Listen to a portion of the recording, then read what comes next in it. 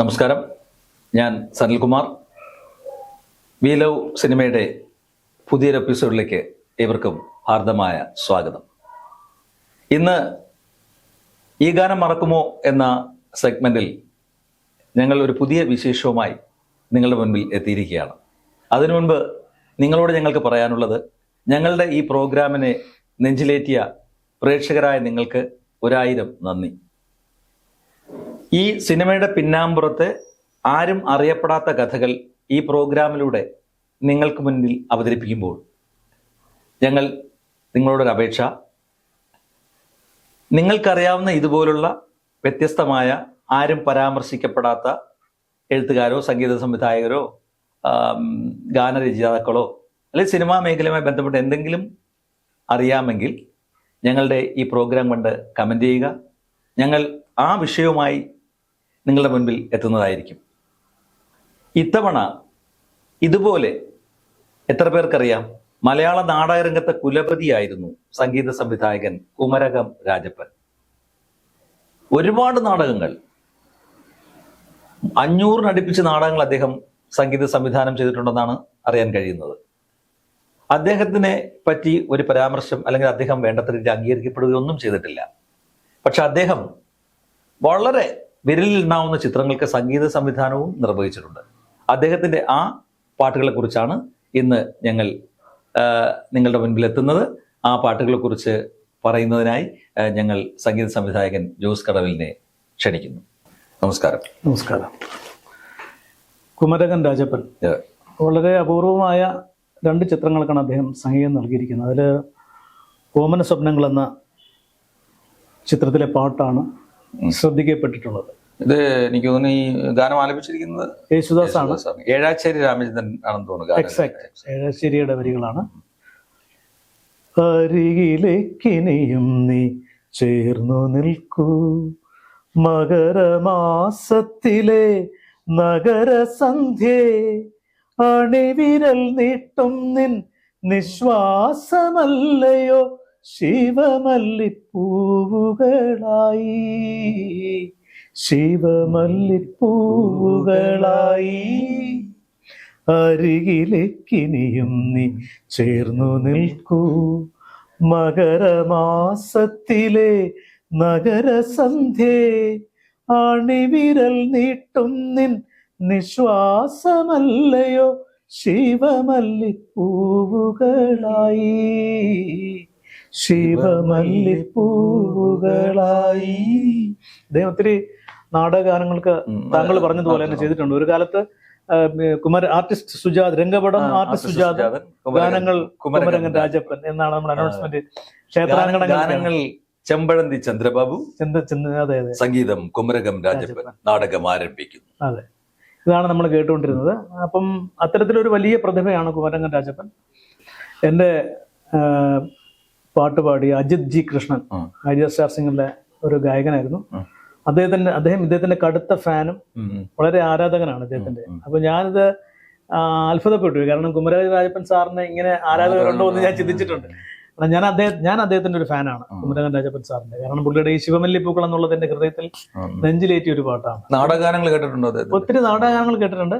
പിന്നെ അദ്ദേഹത്തിന്റെ ഔട്ട്സ്റ്റാൻഡിംഗ് ആയിട്ടുള്ളത് ഒരു ക്രിസ്തീയ ഭക്തിഗാനമാണ്.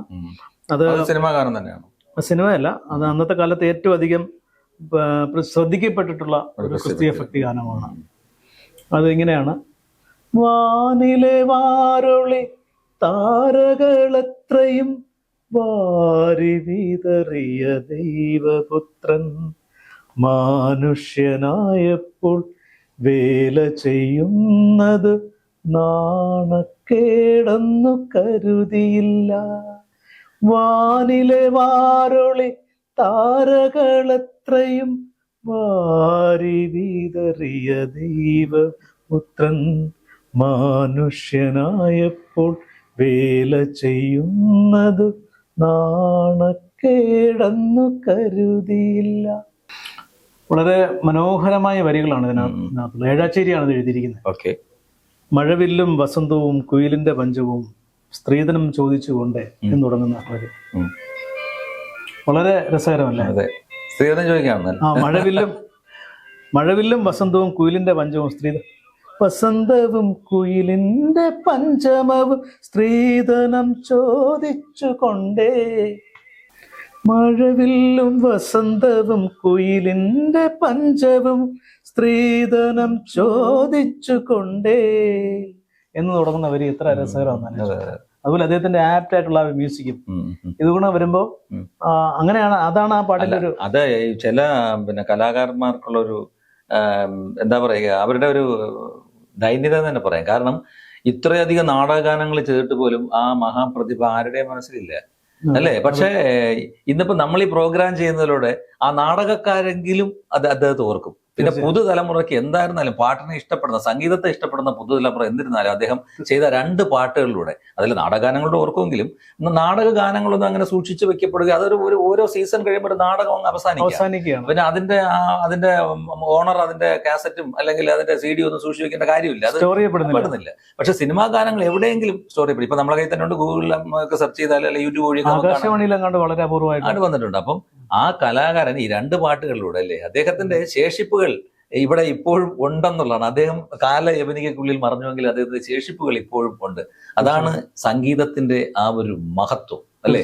സംഗീതത്തിന്റെ എന്നല്ല, നമ്മൾ എന്തെങ്കിലും ഒരു നമ്മളെക്കുറിച്ച് ഒരു ഓർമ്മ ഇവിടെ അവശേഷിപ്പിച്ചു പോയി കഴിഞ്ഞാൽ ആരെങ്കിലും ഒക്കെ നമ്മൾ ഓർക്കുന്ന അദ്ദേഹത്തിന്റെ ഈ 2 പാട്ടുകൾ.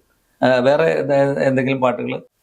അദ്ദേഹത്തിന്റെ മറ്റൊരു പ്രശസ്തമായ ഭക്തിഗാനമാണ്. ഇത് എഴുതിയിരിക്കുന്നത് ഒരു കപ്പൂച്ചിൻ പ്രീസ്റ്റ് ആണ്, ഫാദർ ഓസ്റ്റിൻ കപ്പൂച്ചിൻ. അദ്ദേഹമാണ് ഈ ഗാനം എഴുതിയിരിക്കുന്നത്. സംഗീതം കുമരകൻ രാജപ്പനാണ്. അന്ന് ക്രിസ്തീയ മേഖലകളിൽ മാത്രമല്ല വളരെ പോപ്പുലറായ ഒരു ക്രിസ്തീയ ഭക്തിഗാനമാണ്. വാനിലെ വാരുളി താരകൾ എത്രയോ എന്ന് പറയുന്നത്. വാനിലെ വാരുളി താരകൾ എത്രയും വാരി വിതറിയ ദൈവപുത്രൻ മനുഷ്യനായപ്പോൾ വേല ചെയ്യുന്നതു നാണക്കേടെന്നു കരുതിയില്ല. വിറകു മുറിക്കുവാൻ പാത്രം കഴുകുവാൻ വിമലരിൽ വിമലൻ മടിച്ചതില്ല. വിറകു മുറിക്കുവാൻ പാത്രം കഴുകുവാൻ വിമലരിൽ വിമലൻ മടിച്ചതില്ല. വിയർപ്പിന്റെ വിലയായൊരപ്പം കഴിക്കുവാൻ വിശ്വൈകനാഥൻ വെറുത്തതില്ല.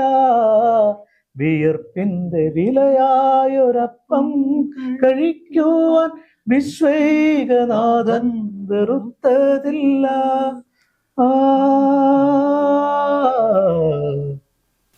കലാകാരന്മാർ എത്ര മഹാന്മാരാണ്! അതിനുദാഹരണമാണ് കുമരകൻ രാജപ്പൻ സാർ. കാരണം അദ്ദേഹം സിനിമയിൽ ഒരുപാട് ഗാനങ്ങളൊന്നും ചെയ്തിട്ടില്ല, വളരെ തുലവും വിരലിലുണ്ടാവുന്ന 2 പാട്ടുകൾ മാത്രം. പക്ഷെ ആ 2 പാട്ടുകളിലൂടെ അദ്ദേഹം ഓർമ്മിക്കപ്പെടുന്നു എന്നുള്ളതാണ്. ആ അദ്ദേഹത്തിന്റെ ഓർമ്മ ജോസ് കടവിലൂടെ ഞങ്ങൾ പുതുതലമുറയ്ക്ക് പകർന്നു നൽകി. ഇങ്ങനെ നിങ്ങൾ അറിയപ്പെടാത്ത കഥകൾ ഞങ്ങൾ നിങ്ങൾക്ക് പകർന്നു നൽകുന്നതാണ് ഞങ്ങളുടെ ചാരിതാർത്ഥ്യം. അതുകൊണ്ട് മറ്റൊരു പുതിയ എപ്പിസോഡുമായി വീണ്ടും കാണാം. അതുവരെ നന്ദി, നമസ്കാരം.